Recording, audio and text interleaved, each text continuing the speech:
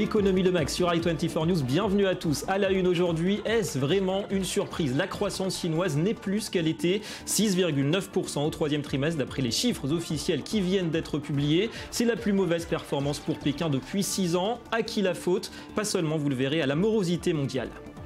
La Suisse maintient le cap à droite. Les élections parlementaires ont confirmé hier l'UDC comme première force politique du pays qui a bâti son triomphe sur ses positions anti-immigration. Quelles conséquences pour cette économie présentée parfois comme étant en voie d'isolement? Nous ferons le point avec Franck Khalifa.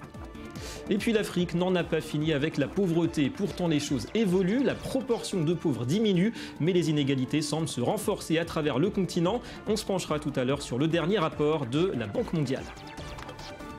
Voilà pour les titres. Merci d'être avec nous. On fait le point avant d'y revenir sur le reste de l'actu éco international. Avec d'abord en France l'ouverture de la 4e conférence sociale du quinquennat de François Hollande. Gouvernement, syndicats et patronat autour de la table. 3 grands thèmes y sont évoqués cette année. La transformation numérique du travail, la transition énergétique et surtout sans doute la création du compte personnel d'activité. Grande réforme qui vise à sécuriser les parcours professionnels. Le président a donné le ton. Faute de rénovation, le modèle social est menacé de disparition. À retenir aussi cette annonce, 150 000 formations prioritaires l'an prochain pour les chômeurs. Le chef de l'Élysée était aussi revenu ce matin sur l'accord trouvé vendredi entre le gouvernement et 3 syndicats sur l'avenir des retraites complémentaires. À partir de 2019, ceux qui voudront partir à 62 ans auront ce qu'on appelle une décote de 10%. Ah oui. C'est ce que vous dites, mais ce n'est pas un report de l'âge de la retraite. Ils feront leur choix. C'est une liberté qui leur est accordée. Chacun a donc fait un pas en direction de l'autre. Et c'est pour ça qu'il y a eu un accord. Alors, grand absent de cette conférence sociale, la CGT, premier syndicat de l'Hexagone, qui rejette ainsi l'appel au dialogue du président après les événements à Air France, geste que dit comprendre Jean-Claude Mailly, leader de Force ouvrière. 5 militants de la CGT avaient été arrêtés à l'aube la semaine dernière et placés en garde à vue. Jean-Claude Mailly qui estime que le dialogue social se fait aujourd'hui uniquement entre le gouvernement et le MEDEF. Quand vous accordez tout ce que demande le patronat, c'est ce qui est fait depuis quelque temps, il ne faut pas s'étonner que le patronat ait satisfaction et que le gouvernement finalement suit le patronat. Le gouvernement est plutôt à l'écoute du patronat. Le dialogue social, c'est entre le MEDEF et le gouvernement. En bref, perquisition au siège de Volkswagen France. Là, c'est passé vendredi et on l'a appris hier de sources judiciaires. Du matériel informatique a été saisi. Les gendarmes ont agi dans le cadre de l'enquête préliminaire pour tromperie aggravée, ouverte début octobre après les révélations de manipulation des tests anti-pollution. La direction de Volkswagen en Allemagne dit coopérer avec les autorités françaises. En France, toujours cette saisie record, plus de 7 tonnes de cannabis retrouvées par les douanes dans des coffres de fourgons dans le 16e arrondissement à Paris. Valeur marchande estimée 15 millions d'euros selon Bercy. Alors partie du Maroc, la drogue aurait transité par l'Espagne. C'est la plus grosse prise réalisée dans l'Hexagone depuis 2 ans. Du jamais vu sans doute aussi dans Paris intramuros. Et cela valait bien les félicitations du président qui s'est rendu sur place hier. C'est la plus grosse prise depuis longtemps. Historiquement sans doute la plus importante à Paris qui a été réalisée. C'est dire si nous sommes capables, grâce aux douanes et grâce aussi aux autres forces qui concourent à la lutte contre les trafics, de porter des coups très sérieux à des organisations criminelles. Parce que derrière ces valises retrouvées, représentant 7 tonnes de marchandises, ce sont des organisations criminelles, qui ont d'ailleurs des liens avec d'autres organisations, y compris terroristes. Voilà, et puis un détour par la Jordanie, où avait lieu ce week-end à Amman un sommet annuel du jeu vidéo, le rendez-vous des programmeurs, designers et amateurs de divertissement avec des géants mondiaux comme Google, Sony ou DICE. Événement organisé depuis 2010 par le fonds du roi Abdallah II pour le développement. La Jordanie qui mise sur les technologies pour relancer son marché du travail. Le taux de chômage y atteint les 33%. Le slogan de ce 5e sommet du jeu jordanien est « Comment se développer dans l'industrie de jeu ?» Cela entre dans le cadre du fonds du roi Abdallah II et de l'engagement du roi à soutenir la jeunesse en général et sa créativité en motivant les jeunes à l'innovation et au leadership. Ce sommet accueille des représentants du monde entier, dont les leaders de l'industrie du jeu.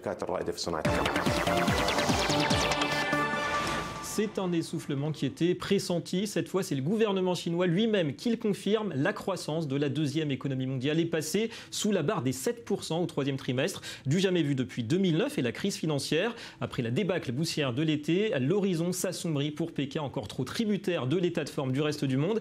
Et rien n'y fait, pas même les importantes réformes structurelles lancées par les autorités. Les détails avec Jonas Citruc. C'est officiel, la croissance chinoise est tombée sous la barre des 7%. D'après les données révélées lundi par le Bureau national des statistiques, entre juillet et septembre, elle a atteint 6,9%. Son plus bas niveau depuis 2009. Ce chiffre, pourtant très légèrement supérieur aux attentes, confirme le ralentissement de la deuxième économie mondiale. Le produit intérieur brut de la Chine a augmenté de 6,9% au troisième trimestre, plongeant ainsi en dessous de 7%. Quant à la raison pour laquelle la croissance a légèrement ralenti entre juillet et septembre, je pense que c'est à cause de la situation économique internationale mais aussi nationale. Et la situation financière a bien montré les nouvelles tendances et les nouveaux enjeux lors de ce troisième trimestre.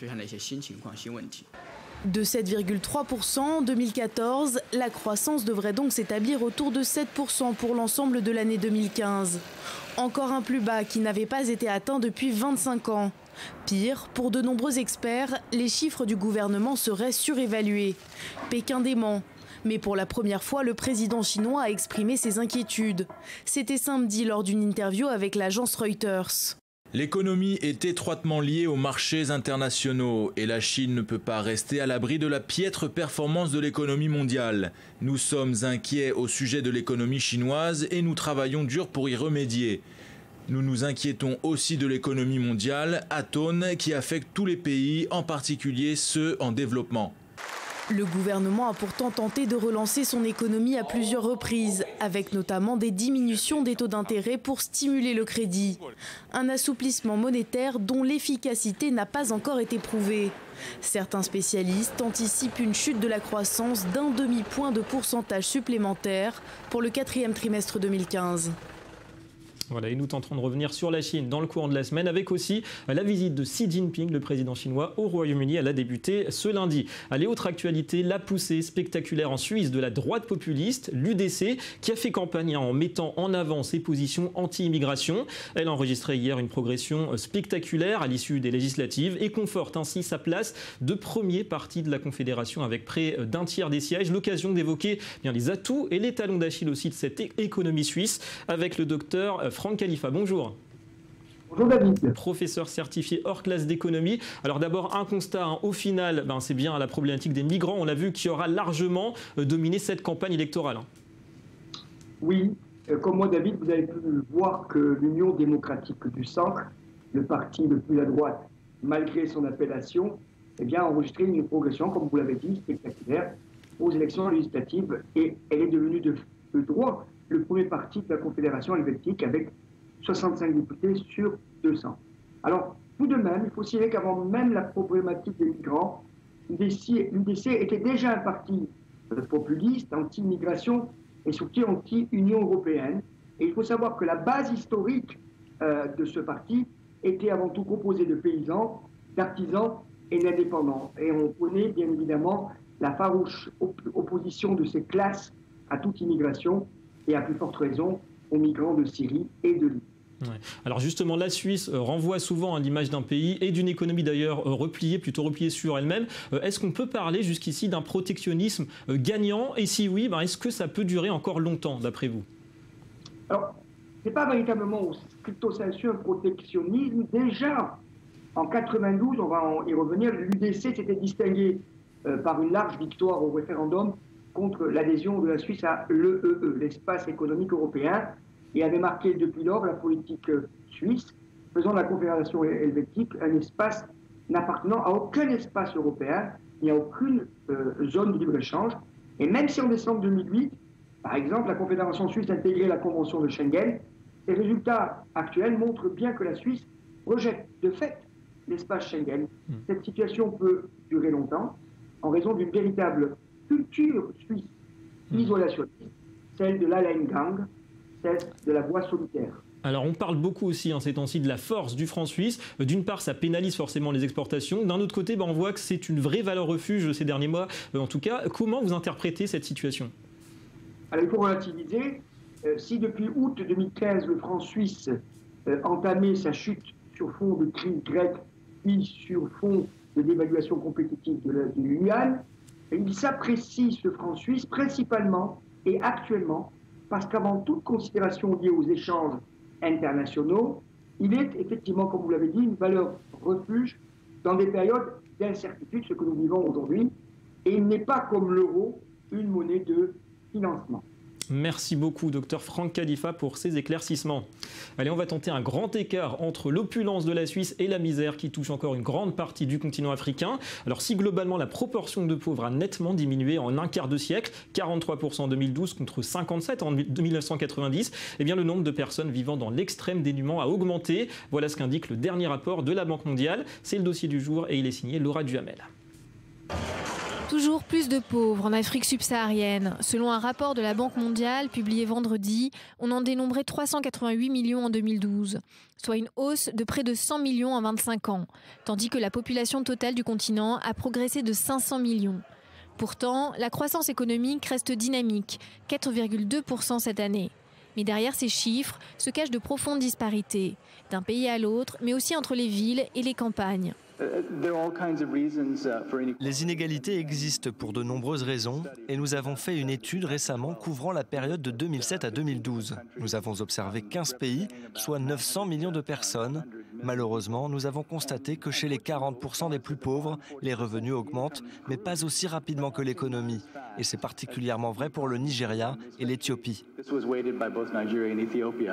Le rapport pointe aussi les inégalités grandissantes au sein des pays les mieux dotés en richesses naturelles, comme le Botswana, l'Afrique du Sud ou encore la Zambie. Au Kenya, 8000 personnes détiennent à elles seules 62% de la richesse nationale. Il y a donc de la croissance, il y a eu de la croissance, mais les bénéfices n'ont pas été distribués autant qu'ils auraient pu l'être. Il n'y a pas de réponse simple, mais la plus importante que nous avons évoquée, c'est l'éducation. L'éducation, un problème toujours d'actualité en Afrique. Malgré un taux de scolarisation en hausse, 2 adultes sur 5 resteraient analphabètes.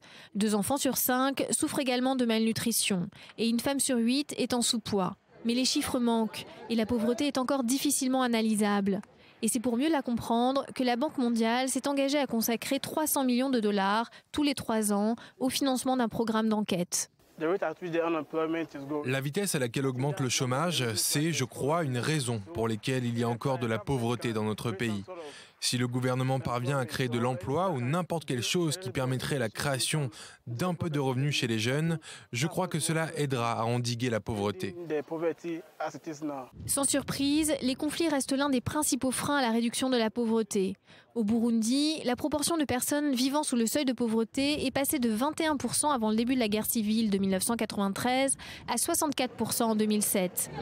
Préoccupant, le cas de l'Afrique contraste avec le reste du globe, car pour la première fois cette année, seuls 10% de la population mondiale devrait vivre sous le seuil de pauvreté. De l'espoir tout de même et des encouragements. On passe au Media Watch. Et on revient dans cette revue de presse écho sur la condamnation d'Apple pour une histoire de brevet. Bonjour Jonas Citruc. Bonjour David. 234 millions de dollars pour la pomme. Effectivement, elle réclamait donc 400 millions de dollars, mais finalement, Apple devra verser un petit peu moins, 234 millions de dollars.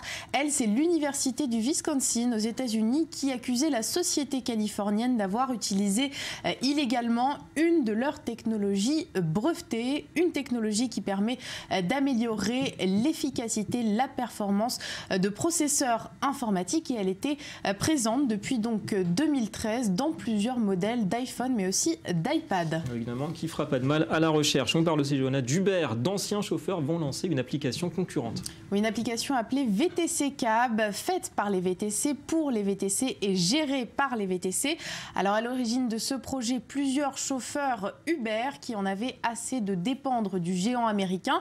Ensemble, ils ont donc mis la la main à la poche et récolter pas moins de 130 000 € pour pouvoir financer donc cette nouvelle application. Au final, et par rapport à Uber, eh bien, les chauffeurs vont payer beaucoup moins de commissions, des commissions beaucoup moins élevées, les moins chères du marché, même de quoi attirer évidemment de nombreux travailleurs. Et qui dit plus de travailleurs dit généralement plus de clients. L'objectif de cette application de VTC Cab, c'est d'être présent partout et même dans les petites villes de France, là où il y a peu de VTC, peu de taxis. Le seul petit bémol, c'est que la course sera a priori un petit peu plus chère, un petit peu plus élevé le prix qu'avec Uber. En tout cas, Uber ubérisé lui-même, c'est intéressant. Et puis gros plan, Jonas, sur la Hongrie et sur le coût de sa politique anti-migrants. Oui, il y a quelques semaines, Budapest, vous le savez, a érigé un mur pour contenir l'afflux de migrants. Une construction qui a nécessité la mobilisation de près de 5000 soldats et de plus de 70 millions d'euros. Et le site Slate s'est amusé à calculer ce que le pays aurait pu faire avec tout cet argent. Et le résultat est assez surprenant. Alors la Hongrie aurait pu par exemple offrir 220 000 SMIC bruts